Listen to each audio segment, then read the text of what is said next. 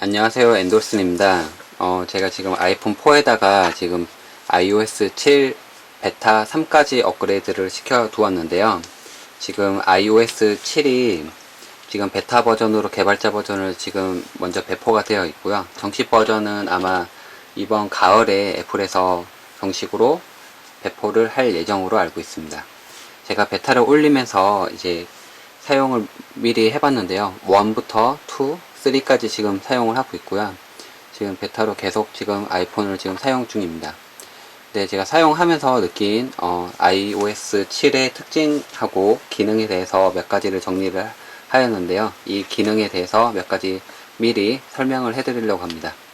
iOS 7로 바뀌면서 UI가 많이 변경이 돼서 좀 이렇게 업그레이드 하고 나니까 꼭 새로운 핸드폰을 사용하는 듯한 느낌을 받을 수 있었고, 조금 더 이제 아직 안정화는 안 됐지만 새로운 기능들이 많이 추가돼서 거기에 대한 이제 많은 편의성이라든지 그런 걸 느낄 수가 있었습니다. 특히 카메라라든지 알람 센터라든지 아니면 컨트롤 센터 같은 것들은 추가가 되었기 때문에 좀 더 편리하게 아이폰을 사용할 수 있는 기능으로 발전되었습니다. 일단 외형 먼저 보도록 하겠습니다. 지금 락 잠금 상태인데요. 화면도 이렇게 멋지게 바뀌었는데 잠금 상태에서도 바로 일정 같은 거라든지 그런 거를 확인할 수가 있습니다. 상단 부분에 있는 락 잠금 상태에서 위에서 아래로 살짝 끌어내리면 일정이 나오게 되는데 알람 센터가 추가되었습니다. 그래서 지금 나한테 온 알람이라든지 아니면은 일정이라든지 미리 알람이라든지 이런 거에 대한 정보를 미리 알 수가 있고요. 제가 일정을 잡아두게 되면 일정 정보가 여기서 시간별로 나오게끔 되어 있고, 날씨 정보가 여기 바로 나오게 됩니다. 오늘 날씨가 비가 온다. 요즘 장마 기간이라 비가 많이 오는데요. 오늘 날씨를 확인할 때도 여기서 바로 확인할 수가 있습니다. 그리고 하단에 보면 이제 내일 해야 되는 일정 같은 경우 이렇게 밑에 하단에 나오게 됩니다. 그리고 미리 알람이라든지 뭐 푸시가 온다든지 그런 기능들을 모두 다 확인할 수가 있습니다. 뭐 이렇게 카카오톡이 온다든지 뭐 이런 기능들을 모두 다 보고 확인할 수가 있고요. 부재정에 전화 온 것도 모두 알람들을 확인할 수가 있습니다. 예, 알람 센터이고요. 그리고 하단 부분에는 이제 위로 살짝 이렇게 올리게 되면 컨트롤 센터라고 해서 상단에 보면 이제 자주 쓰는 기능들, 그리고 밝기 조절, 그리고 음악 재생, 그리고 이제 밑에 하단에 어플들이 추가됐는데 상단부터 보도록 하겠습니다. 특징적인 게 iOS 7에서 이제 알람 센터라든지 컨트롤 센터 같은 건데, 이 컨트롤 센터에 보면 안드로이드 폰을 보면 상당히 부러웠던 게 와이파이를 끄고 켜고 하는 부분이었습니다. 저는 이게 와이파이가 엉뚱한 걸 잡고 있으면 끄고 싶은데 항상 설정까지 가서 꺼야 되기 때문에 불편했는데, 와이파이가 끄고 켜고 하는 부분이 바로 추가돼서 껐다 켰다 할 수 있어서 상당히 좋습니다. 그리고 여기 에어플레인 모드라든가 와이파이, 블루투스, 방해받지 않고 싶을 때 이런 설정하는 거라든지 화면 잠금이라든지 이런 기능들을 상단에 위치하고 있습니다. 이 정도 기능은 괜찮은 것 같고요.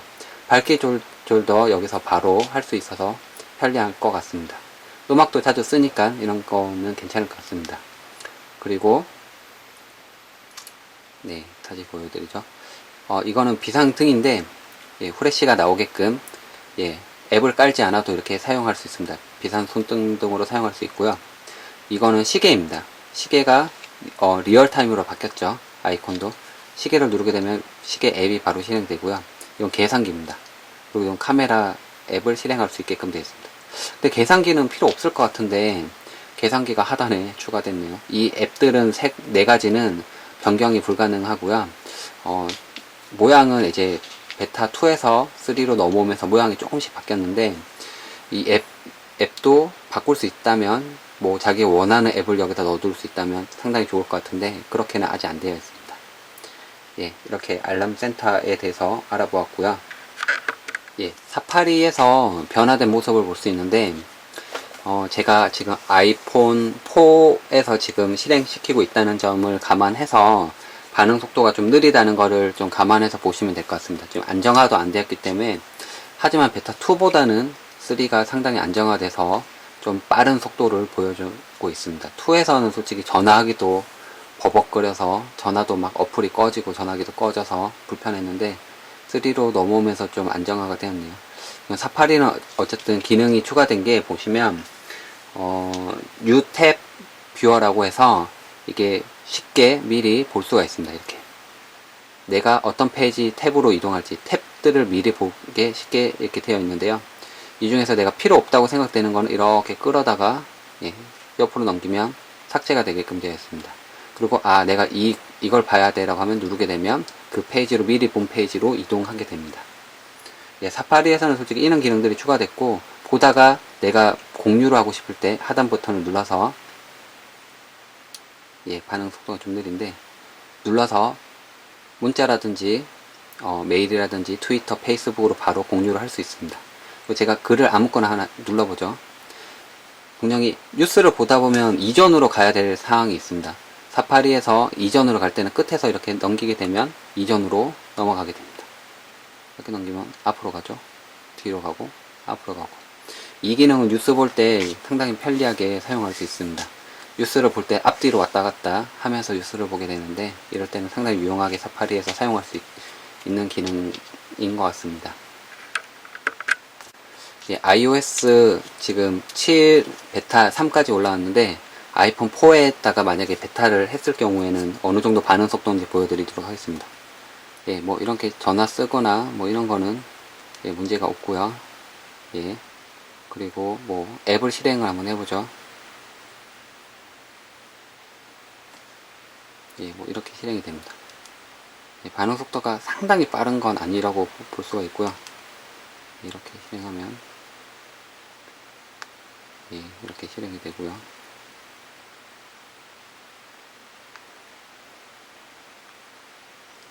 반응 속도는 이 정도로 보실 수가 있고요. 아이폰 4에서는 몇 번 멈추는 사항이 발생하였습니다. 그래서 사용할 때 좀 자기가 중요한 전화를 받고자 할 때 베타로 업그레이드 하는 거는 그렇게 추천하지 않고요. 미리 기능을 사용해 보고 싶다라고 하시는 분들은 미리 사용해 보면 좋을 것 같습니다. 아이폰 4에서 지금 iOS 7을 지금 깔아놨는데 iOS 7 기능 중에서 멀티태스킹 기능이 조금 강화되었습니다. 하단 부분을 땅땅 누르게 되면 멀티태스킹이 되는데 미리 보기가 지원되면서 멀티태스킹을 할 수 있게끔 변경이 되었습니다. 밑에 아이콘들이 보이시죠? 그러면서 이제 미리 보는 화면이 나오죠? 이렇게 눌러서 미리 볼 수도 있게 변경이 되었습니다. 지금 반응 속도가 조금 느린데 이렇게 해서 미리 볼 수가 있고요. 눌러서 내가 보던 게 웹페이지였어 하면서 웹페이지를 누르면 이렇게 바로 미리 볼 수 있게끔 멀티태스킹 부분이 미리 볼 수 있게끔 바뀌었고요. 내가 보다가 이게 필요 없어 하면 이렇게 끌어다가 놓으면 삭제가 됩니다. 근데 모두 이렇게 끌 수 있으면 좋을 텐데 모두 끄는 기능은 없네요. 보니까 이게 모두 끄고 싶은데 모든 앱을 닫기 뭐 이런 기능이 있었으면 편리할 것 같습니다. 하지만 이제 미리 보는 기능이 지금 추가돼서 이렇게 미리 보면서 멀티태스킹을 할 수 있게끔 변경이 되었습니다. 카메라 기능에 대해서 알려드릴 텐데요. 카메라를 켜고 일단 보여드리도록 하겠습니다. 카메라 앱을 실행했고요.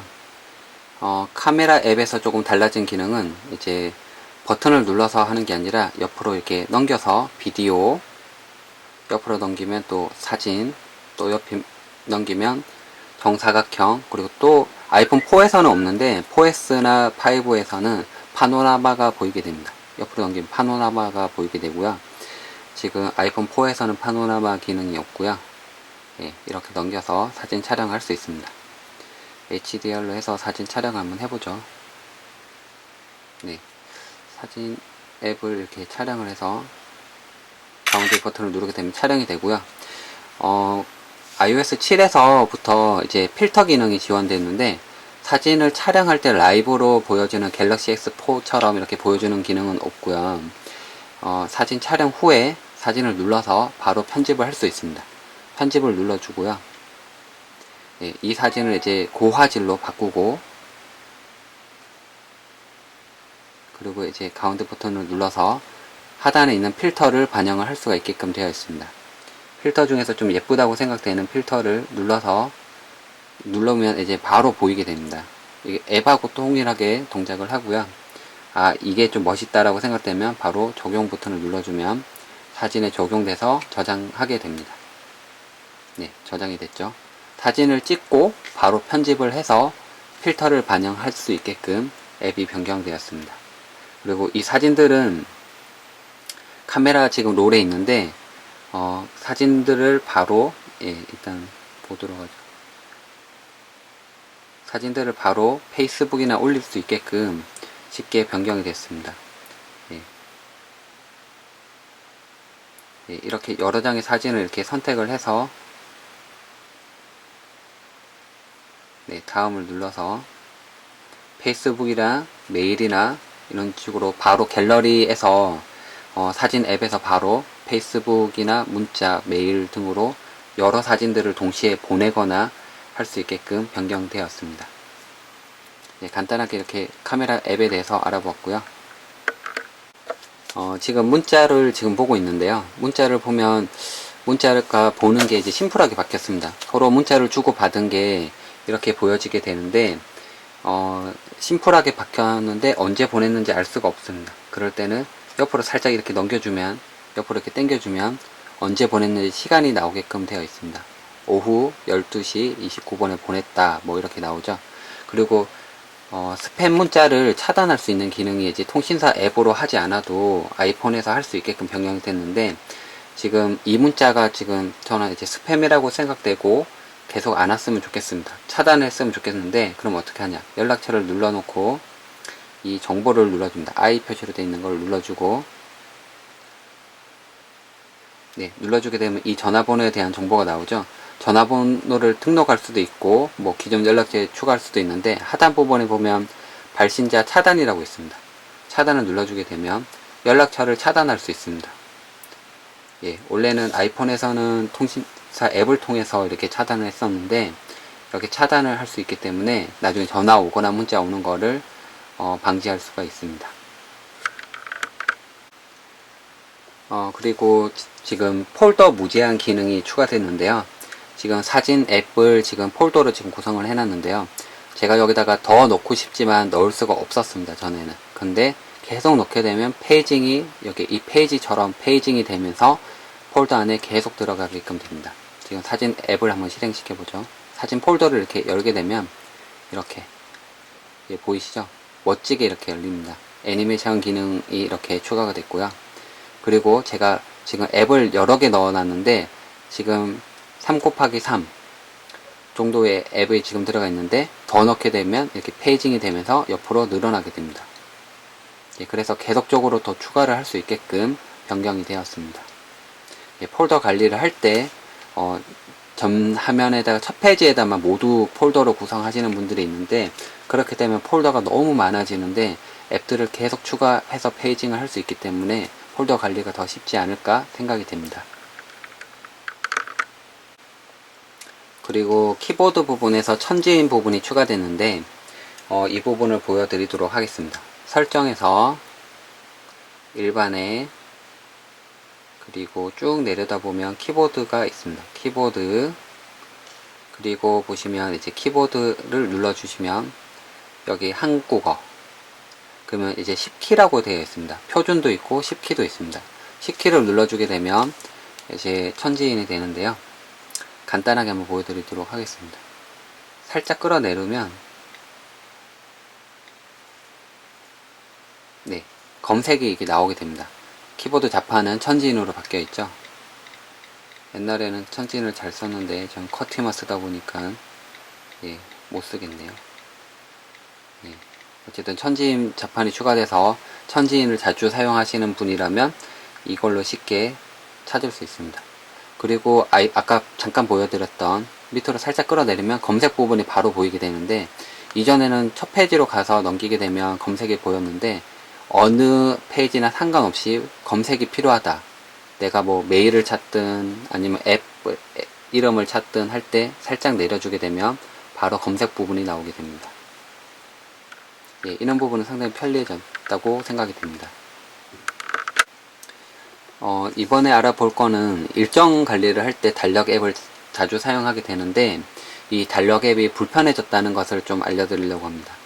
저는 월별로 보는 걸 상당히 좋아하는데, 일단 달력 앱을 실행시켜 보면 월별로 볼 수 있게끔 되어 있지는 않습니다. 지금 보시면 이게 주 단위로 지금 볼 수 있게끔, 주 단위에 1 단위로 볼 수 있게끔 지금 되어 있어서, 내가 이 7월 달에 지금 해야 될 일들을 모두 다 보고 싶다라고 하면 한 번에 지금 볼 수 있는 화면이 없습니다.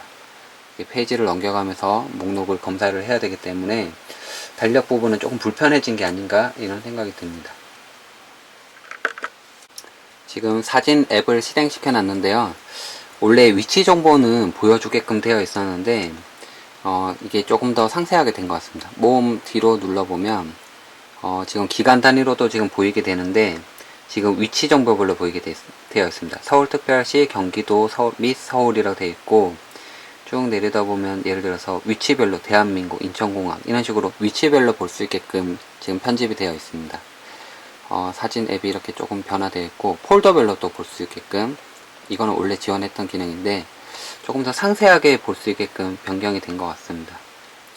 그리고 이게 눌러서 보면 사진들을 볼 수 있고, 만약에 내가 이 사진을 페이스북에 공유하고 싶다, 아까 얘기 드린 것처럼 하단에 눌러서 여러 사진들을 동시에 체크해서 공유할 수 있게끔 변경이 되었습니다. 그리고 이제 전체적으로 한 번 더 볼 텐데요. 뭐 음악 앱 실행시킨다든지, 그러면 조금만 한번 재생을 한번 해보죠. 네, 가사 보는 거. 네, 모양이 조금씩은 변경이 됐습니다. UI가 조금씩은 변경이 되었고, 그리고 이제 뭐 락 화면이라든지, 이 부분이 제일 많이 변경되었고, 충전 중일 때는 여기에 번개 모양이 나오면서 충전 중이 표시가 되고요. 그리고 상단에 이제 배터리 모양이 원래 가운데 나오게 됐는데 상단에 여기 나오게 되어 있습니다.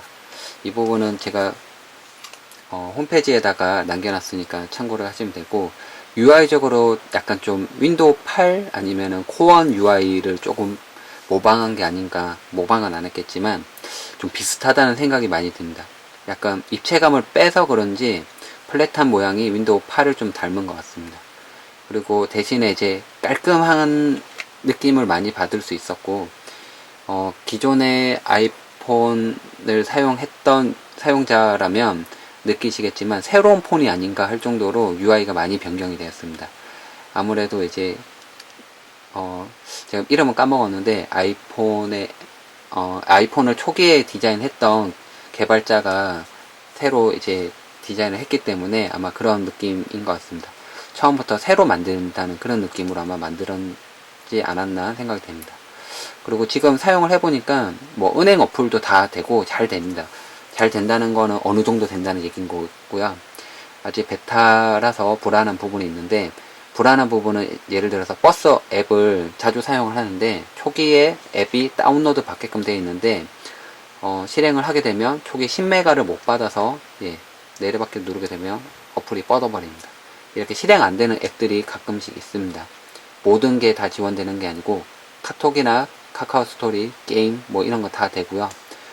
마이피플도 되고 페이스북도 되고 다 잘 됩니다. 근데 안 되는 앱들도 있다는 거를 알려드리려고 합니다.